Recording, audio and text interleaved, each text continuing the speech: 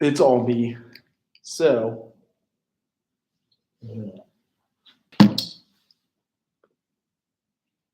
There's also postpartum psychosis, so this is just a few minutes. Bare brick walled corridor towards the mother and baby unit, and Tom's holding my hand like quite firmly, and then I hear this baby scream, and I just drop his hand and turn and run in the opposite direction, because right then I know that what they do is they find bad mums like me, they collect them up, and then they swap their babies for robots. She's in a psychosis. The nurse came out from the ward as well. Like, come on in, like your baby's already in there, so let's go and see her.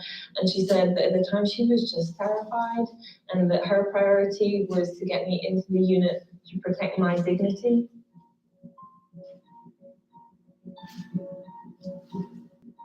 I was completely convinced that they were still watching me in the unit. They had this black box on the roof. And I thought the black box was like filming me the whole time, recording everything I said. I refused to eat. I wasn't really drinking. They were then able to diagnose me with postpartum psychosis.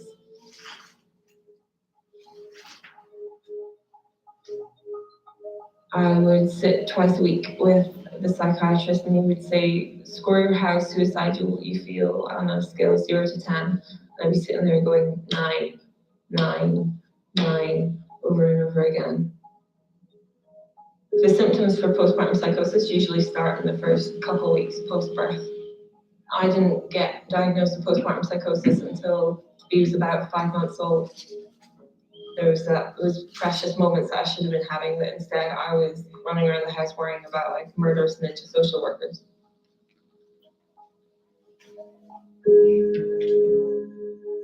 The most helpful thing to my recovery in the MBU was the fact that they nurtured my relationship with baby.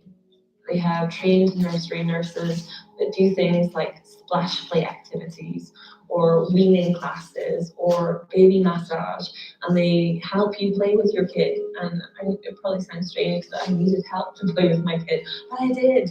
I needed someone to give me confidence that I was doing it right. The staff at the MBU did a really good job of personalized care, building up trust and sort of understanding you as a person, what your interests are.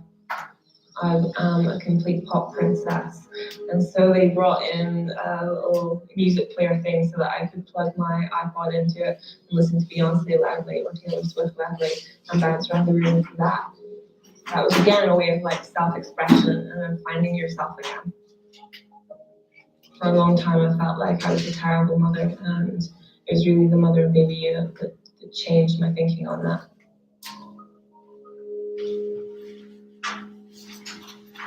Something blew up in my bag. So it was like a packet of chai tea, and it like covered everything in sugar. And I learned my lesson.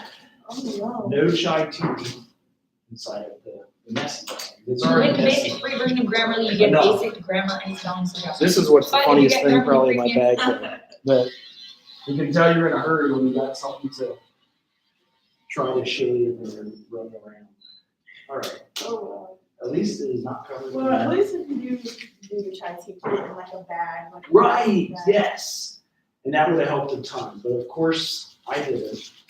I have a tendency to just toss things in here like that. So I always have snacks. I always have electronic cords and everything I need. But then it's about once every 6 months. If you don't clean it.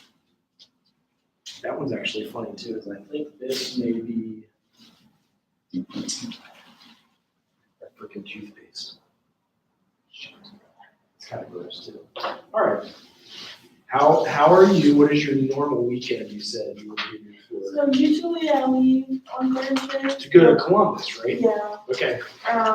my family and GSA is there, so I hang out with them. Uh-huh. Believe it or not, it's my ESA's birthday, so, Okay. well, on the 28th, but we're doing something for her this weekend, because the 28th, I'll be going to UC, so I won't be able to go that Mm-hmm. weekend. So- Okay. And then I think I wanna go to Circleville for the Pumpkin Fest. I Oh, really wanna go today because they have a pet parade, but it's okay, I can wait, I'll go tomorrow. okay. Tomorrow's the last day. That's fun though.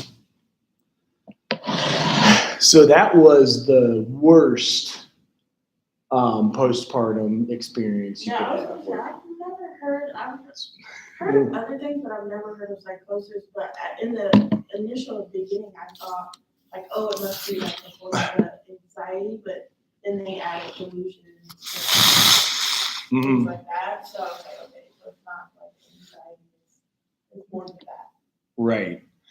So postpartum depression, on the other hand, is experienced by a lot, not just 1 in 1,000, but more like 1 in every 5 or 8. So there are groups for this too, but it's hard to, because you need somebody who's willing to go. You know what I mean? Is like, especially if you're in your swing zone that's comfortable for you. I know it was in the video, but what does MDU stand for? Oh, was that postpartum psychosis? Yeah, it was in that video. I just wanted to know, like, it's okay. if you don't. What did it stand for, or what did you say? MD. MBU. I think the last one might be unit of some sort. Oh, the mother's birthing unit, probably. Oh, okay. That's what I'm guessing, if that's what the stuff could be. Oh.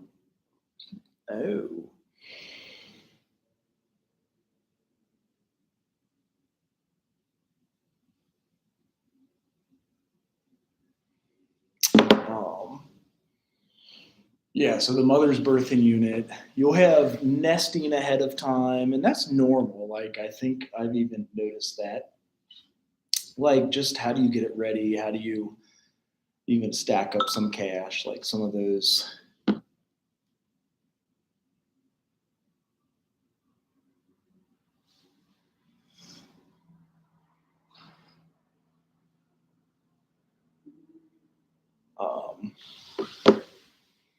So then, all right, some of the groups. This was another one. I don't know if I can get, do you hit control and that opens? So this is another postpartum. But this is normal My for name is Jean a lot. Blackdash. My daughter Cateri is going to be 5 next month. So I'd like to share my story a little bit with postpartum depression and anxiety. My name is Esperanza Williams. I have twins, 18 years old. And I just wanted to share my experience with postpartum depression. Suddenly I'm at home by myself with 2 babies, never having to change the diaper, and healing from a major surgery myself. I just started getting more and more anxious and just started feeling just more kind of out of body. What told me that it was a little more serious than baby blues is that the feelings persisted even after I went back to work. And to get completely real and raw with you, there were times when I was driving home from work and I'd like drive past a river when I come home and very seriously had thoughts of just driving my car into a river. I was in with my OBGYN just for my regular annual exam. She just kind of asked me if I was okay. When she asked that, I said, not really. It's an anger about how sad you feel when you know you should feel so happy. You have everybody in your life telling you, these moments won't last forever. Soak it up while they're small, baby sleeps. None of that's realistic. I learned that part of bad, and I wish that I had known that. And it made me feel inadequate that A, I didn't catch something, and B, that how dare I not enjoy motherhood and everything that came with it. I knew about researching car seats and breast pumps and how long they should nap, and should I puree my own baby food or should I buy the jars? Am I gonna kill my kid if I buy the jars? But nobody told me that I might want to kill myself. It's important to know that this is completely normal. More than half the women who have children experience this, and it's just, there's such a stigma that nobody talks about it. 5 years later, I'm still struggling a little bit, but at least I know why, and that helped me a lot. I hope that I can be a good example to her, that she sees that I am my own person, that mama is is also Jean. I finally found a therapist that I see weekly still, even though my twins are, coming up on 2. The one thing even through all of this is that I always remain strong of my love for them and how I didn't want to go anywhere for them. There's no shame in advocating for yourself. If you have a brand new baby, tell me that you would not go to the end of the earth to get that baby whatever help they need if they need it. You'll never be able to do that for your baby if you can't do it for yourself. Just talk to somebody. Voice your concerns. Do not be silent. Silence was the thing that was the hardest for me.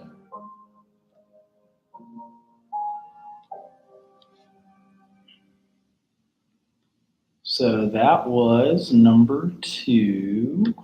This was a longer one, which is good, but I had a few short videos that were kind of helpful. Just like if you were leading a group, this one seemed to be on point and different things that we could. What do you have to press control? I never remember it.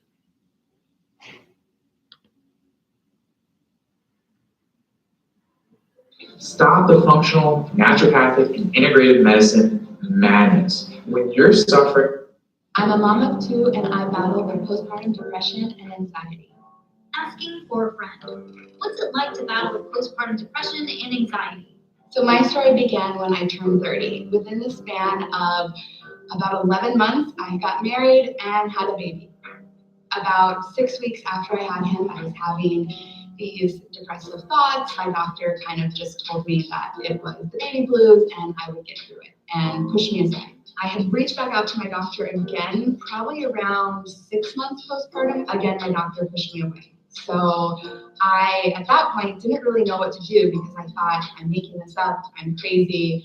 My doctor doesn't think there's anything wrong. Of course, he knows best. So I tried everything I could to pull myself out of it. I started working out more. I went back to church and was doing whatever I could to basically survive. My son turned 1. I was in a really good place. And I find out that I am pregnant with my 2nd. I had him, and the first 3 months were really, really good. Then it's like everything switched right at 3 months. What changed at 3 months? I was struggling. I was concerned about my abilities as a mother. I felt very overwhelmed. I used to call my husband almost every day, screaming at him to come home. Like I couldn't take it. I couldn't handle it. Like I couldn't handle the kids. I think it was about 5-6 months postpartum when I really hit rock bottom. I would think about things like jumping off of the balcony and what if I just like slipped down in the bathtub. But I didn't reach out to my doctor at first because I was turned away twice the last time. When were you finally able to get help? I called my husband one day while he was at work. I told him I was afraid that I might hurt my child and I didn't want to be here anymore and they would be better off without me. I don't think that he really truly understood how much I was struggling until that phone call. Thankfully, he called right away to a hospital. The psychologist called me. I shared with her on the phone all of the things that were happening. I was very honest. It was very hard to do, but I'm glad I did, because if I didn't, I may not be here today. What was your treatment plan? The number one thing that they recommended was starting medication. I also had to stay on a plan with a psychologist. I stayed on the medication for about 6 months. Our insurance wasn't covering the medication. We just couldn't afford it. Thankfully, I was in a much better place at that 6 months, but I knew that I couldn't just not do anything. So I joined the gym. I was back at church again. I have not fully got into meditation, but I've definitely done things that are meditative, like learning breathing exercises, and noise canceling headphones are my saving grace. I also started seeing a therapist. She offered a sliding scale for me, which was amazing. It was definitely still a financial burden for us, but it was one cost as opposed to like the multiple costs with medication and a psychologist. It's probably been 2 years now, and I am in a completely different place. I still deal with anxiety, but it's not what it was. And so I think it's extremely important that more women are educated around postpartum depression because it affects so many of us. It's so important that we talk about the feelings we're having and the things that we're going through because it could save your life if you know what to look for. Anything you want your kids to know about your journey? It wasn't easy, but because of them, I'm still here.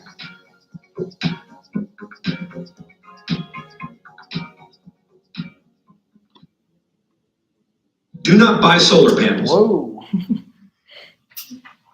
All right. So yeah, postpartum, there's a few stages you would go through, like if you were leading a group to help people to understand it. Denial first, everyone's overreacting, I'll be fine, I just need more sleep. Like the stages for postpartum depression in the mind.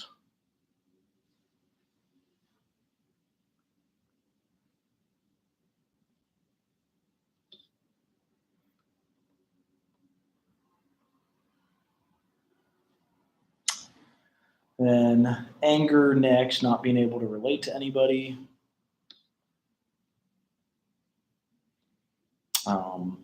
Not getting help is one of the biggest things. And the hard part is you can't expect help at the same time. But if you don't reach out for help, you'll never get it.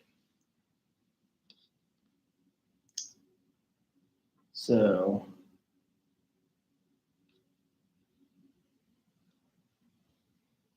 bargaining next. After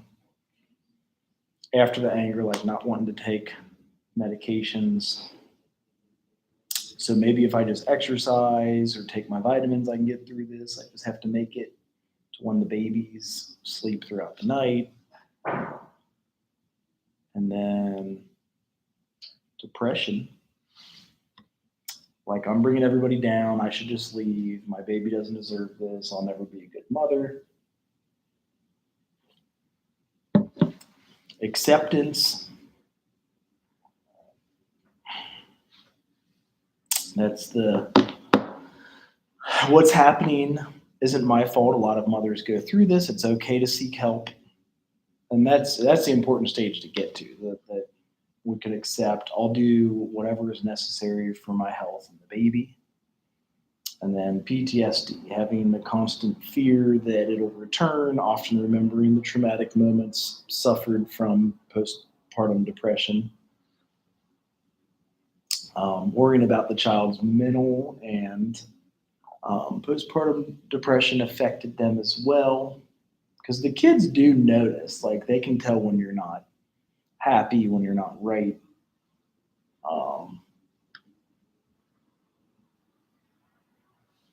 Some of the symptoms here, like depressed mood, insomnia, guilt, hallucinating,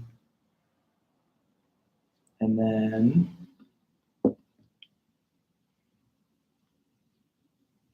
the symptoms can interfere with the mother bonding with the baby and causes difficulty in breastfeeding sometimes.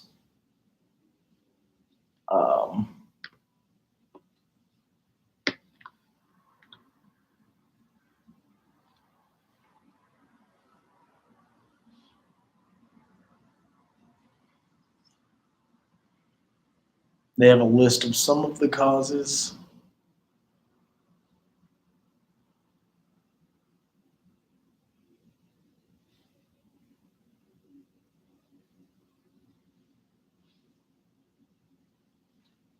And it could be environmental, lack of support with the baby, which I feel like is a lot. Because like I said, you can't expect everyone to help at the same time. It does take technically 2 to make a baby nowadays. So having at least those 2. And sometimes more. If you had a stressful pregnancy, sometimes you can't sit down for several weeks. Or if you had a C-section, it could be like going up and down steps or picking anything up, even the baby. Sometimes drug use. There is a connection between PPD and addiction.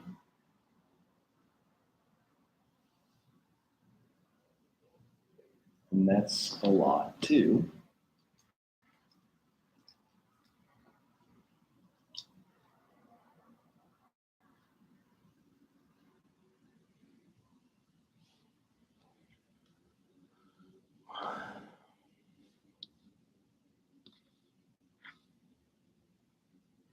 And I always like the most important piece though is like where and how do like social workers help? Like what do we do to help that part out? And it's giving them the opportunity to be heard within each other. They often put on a support group, so postpartum depression support group, and that's kind of why I'm bringing this here. Is I'm thinking of all the different types of groups we could lead. So PPD support group for mothers that are going through the same thing, giving them an opportunity to be heard and find support with each other. One-on-one therapy sessions, so like doing the one-on-one therapy or going to a private practice. And then during the therapy sessions, you're paired with a therapist, psychologist, or social worker to learn strategies to change how depression makes you think, feel, and act. Depending on the awareness of the patient's postpartum depression, they're personally assigned a social worker to check in on them, and then the baby's safety. So that's a big part of it.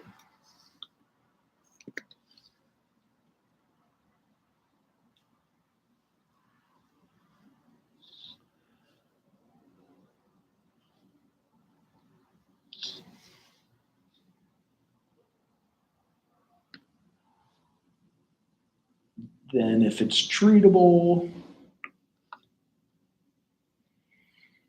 because yes, it is.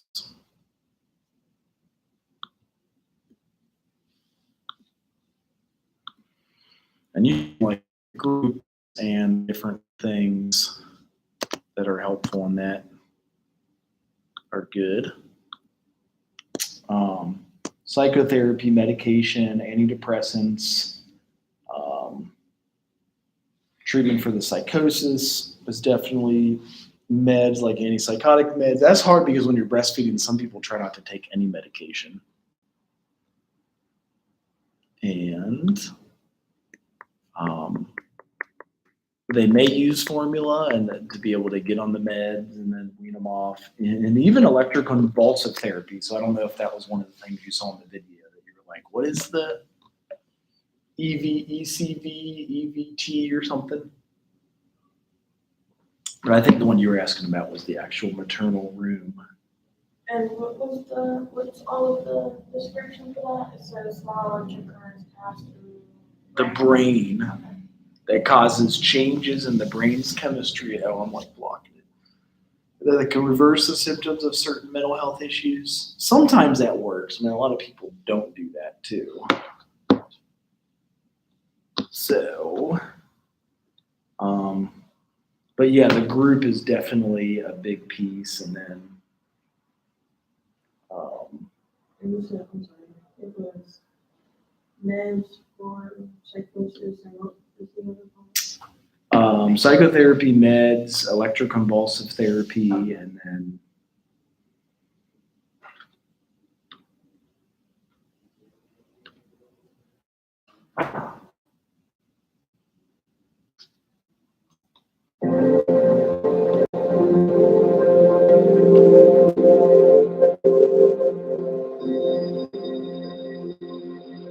I started feeling like I don't remember my purpose anymore. I need my OB. I need to have a C-section. Sometimes I feel guilty that I wasn't happy. Like, how am I going to tell my daughter that I didn't want to hold her for the first 2 months of her life? Like, how do you tell your child that?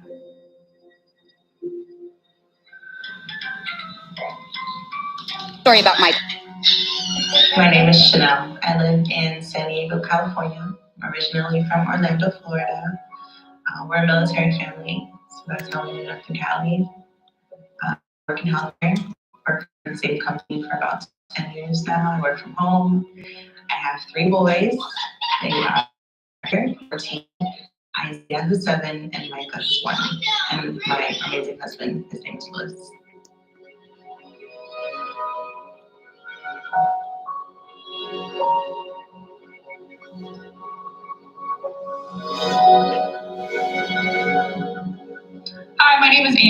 and I have an 8-month-old daughter. Yeah.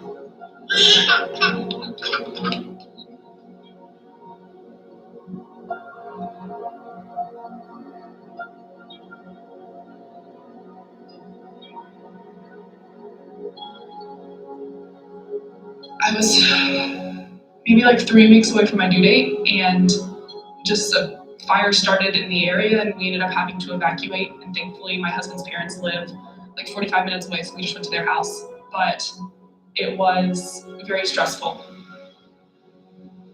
In like the middle of that, like one day, my baby stopped kicking, and we ended up having to like rush to the hospital because we thought like something was wrong, and we went in and they were like, no, it's just the stress, like she's fine in there. But it was just a really crazy last few weeks of pregnancy. Oh, that's so fun.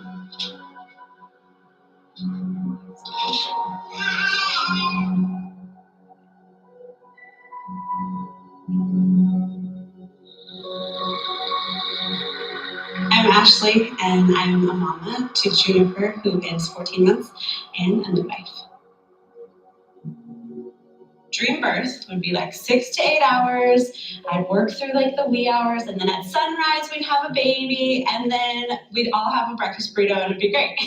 This is our dream, right? This is gonna be the ideal birth. And why wouldn't it be like that? Because I'm a midwife and I've been to so many people's births. Of course I'm gonna have a beautiful birth experience.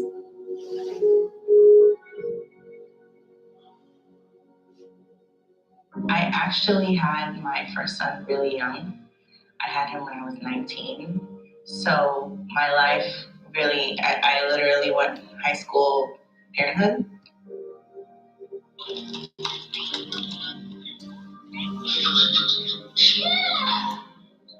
By the time I had Isaiah, I was already done with school. I had my degree. I had a steady job. We were getting ready to move to San Diego. So the difference is that we were more on our own.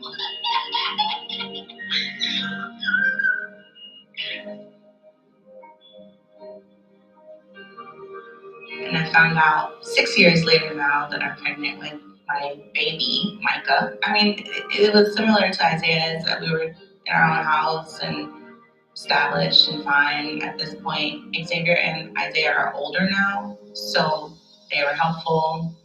No trauma, nothing that would make this last pregnancy any different from the others.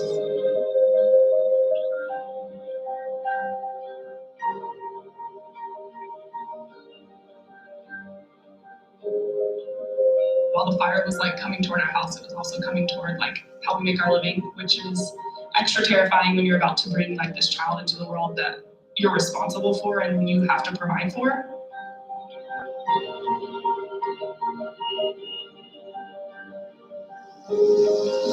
Because their Tommy has done all of our brush clearance, and it didn't have any fuel, and it kind of just slowly went up this hill, and they were able to stop it. So the midwife set up the birth pool, and then I was rocking and rolling. Labor had hit really full force, like within 20 minutes of them breaking my water. And so we were super hopeful. The whole black cloud lifted, like the mood shifted. Everything felt really hopeful and really positive. All those days of labor where I was like in agony of when is this baby gonna come? Is everything gonna work out okay? And we were just in it. I was on my hands and knees on a blanket, and the baby had meconium. When the midwives came to me and said, I want you to draw a line in the sand. And sorry, this is gonna be emotional. I want you to draw a line in the sand of like where a vaginal birth lies for you and where the safety of your baby lies. And I know this is a really hard and crappy decision to have to make, but like draw a line in the sand, because I'd much rather you have a healthy and safe baby than your baby also go to NICU after all of this. And so I said, okay. And I thought I would have time to sleep and be with Ryan, but within 5 minutes when her heart rate tanked, I had to draw the line. So the first day was good. Like we were settling in, just kind of like getting used to everything. My mom was stocking the fridge and cooking us meals. And the first night was like one of the worst nights of my life. I was trying to breastfeed, she wasn't getting enough, so I would feed her and put her down, and about 30 minutes later, she'd start crying again.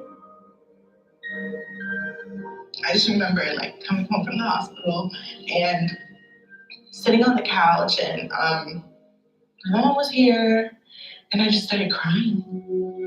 And everyone's like, "What's wrong with you? Why are you just crying for no reason?" And I just couldn't explain it in that moment. Like, oh my God, like I have 3 kids. Like, it wasn't the same type of joy that I had bringing my other kids home.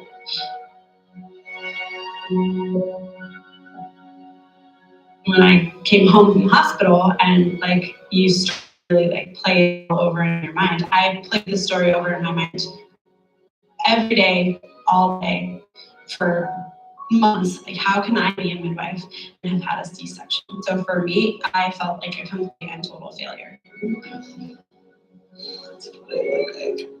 When I'm out running errands, I like keep fantasizing about someone crashing into my car.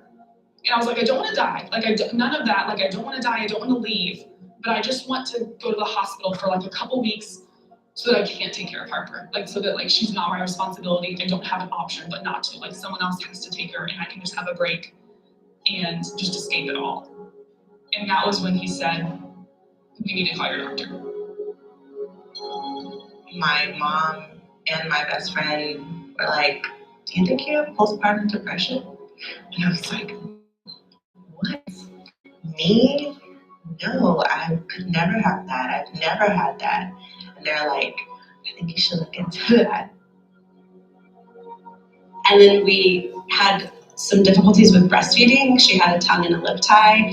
There was just so much going on and so much sadness about, like, I can't even do these things. Like, how am I supposed to be a woman and a mother? I can't even do these things. I might, in conversation, be like, "Well, you know, I suffer from a little bit of postpartum depression, but it's nothing, you know." It's because I've always been the type of person where been really strong. So to feel weak was really hard for me. Of course, like, my mom and my husband, like, they don't know. Like, you know, they don't know what I'm feeling. I wasn't expressing it very well, and none of us knew what postpartum depression looked like. I really grappled with my identity and grappled with who I was as a midwife, who I was as a woman, who I was as a mother. Maybe I shouldn't exist anymore. Maybe I am so broken or so in the trenches that I'm beyond repair. Finally, for me, speaking that out loud and getting that out of my system and not letting that sit and stew in my mind anymore, released the power of it. Just like the guilt of like the idea of like her being like, gosh, didn't you love having me as a baby? You know, like, I don't know, you talk to your mom about that kind of thing. And me having to be like, yeah, no, like, I actually like really, really didn't enjoy the first 2 months of your life. And like, I wish I would have recognized it sooner. I started you sooner. The thing that saved me when I was in the underworld was having other people to talk to. Anytime I hear of a mama that's having a hard time now, I immediately say, find people. I went to my doctor, I think, around the 2-month mark. They got me on some like medication that like the first one we tried helped, and I feel great now. It was so nice hearing like, she was like, we're gonna fix it. Like, it doesn't matter how long it takes. We're gonna figure this out.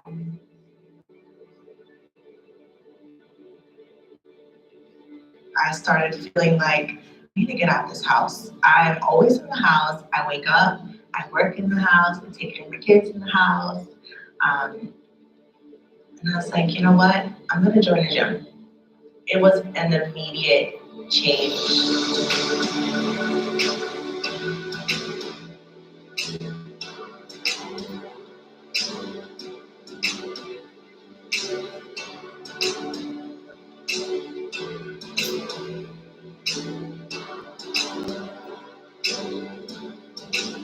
For me, it was in the sharing that I realized how normal and how often this is happening to other women and how much it was happening to other women.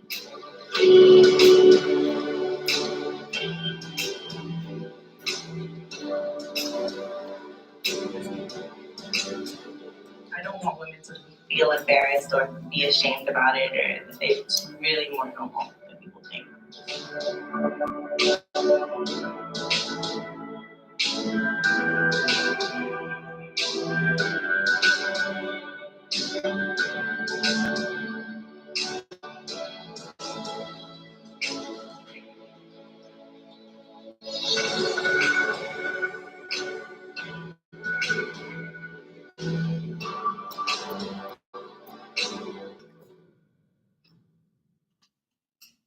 All right, so with that, the most important is knowing that like postpartum is normal enough. You know what I mean? Like most folks think they shouldn't have to go to a support group for it. Like, no, I'm fine. Like everybody has a baby and it's okay. And so normalizing, knowing that it's okay to go to a support group. A lot of people don't want to take the time. So then as providers, how can we make it easier? Maybe it is a Zoom support group so they can do it from the comfort of their own home. Then they hear everybody's experience. In fact, I meant to search that.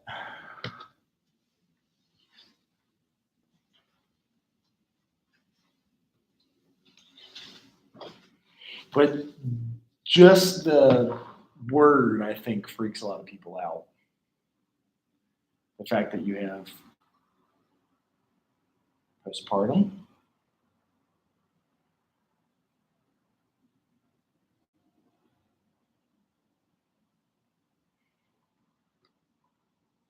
I don't know if these are like funded by the government or free, or if you pay a lot of money or your insurance pays, you know, that's the.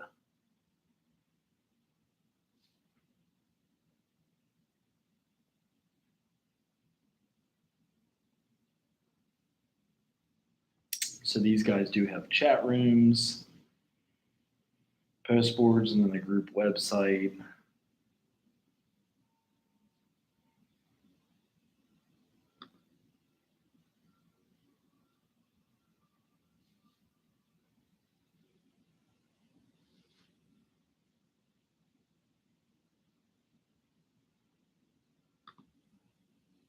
So just keeping in mind all the different things that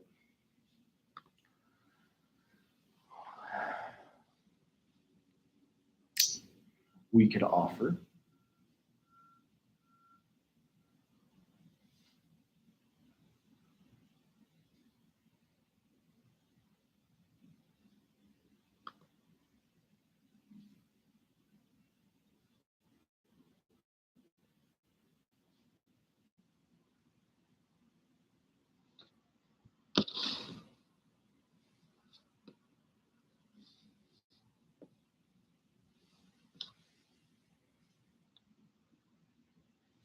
So I'm guessing registry doesn't mean, here we go. See, I could even take action myself. So they are saying it's creeping over into dads having some, you know, just adjustment time. And I have a friend who I think actually was diagnosed with that, and he is male. I didn't know they had support groups here. So just kind of putting it out there, and wanted to cover that before it was off my radar. I almost forgot about it. And I didn't think you were leading till sometime next week. You wanted to do your group, so that would be perfectly fine. Yeah, you said usually Mondays are busy, or I can do, you said a Tuesday class? Correct, yeah. Either one would work. I guess now I'm finally throwing enough at my Tuesday, Thursday classes. I should keep it Monday, Wednesday, Fridays. I have a grad school visiting them Tuesday. And I think us next Friday. But yeah, if Monday works, that's good. If it's Wednesday, that's okay too. If it's, Okay. I think we only have 2 more. So you and then. And are they presenting in class? Or are they presenting in?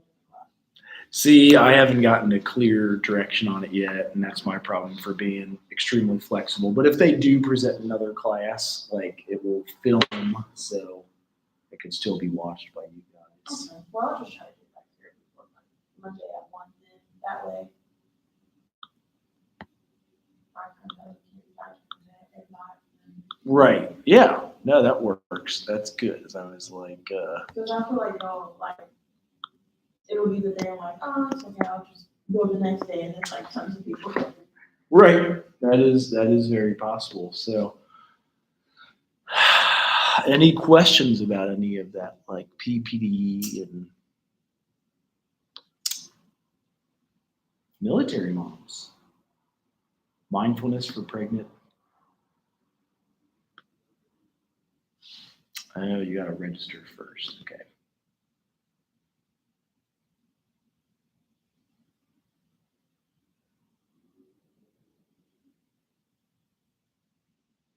I think for men it is like paternal PPI and then women is maternal PPI. This is postpartum support international. Yes, yeah. I was trying to see if I don't know if it'll remember my emails. Of course it won't. But I may check it out when we finish up. But groups are important. Sometimes, again, you see that other people are going through it. You're not individual. You're not like unique. And that's not a bad thing. That's actually okay to be like, okay, other people go through this too. It helps you to like cope with it. Clients find a kind of like a community, or a feeling of community, and also like you're not isolated. Yes, for sure. So, oh, I forgot we have a campus safety meeting too. Fun. Cool. If you ever have too many things go on, somehow you still find a way to add another. It's fun. Well, cool. We do have our 22. I think that we're probably complete unless if you had any other questions. No, just try to get through.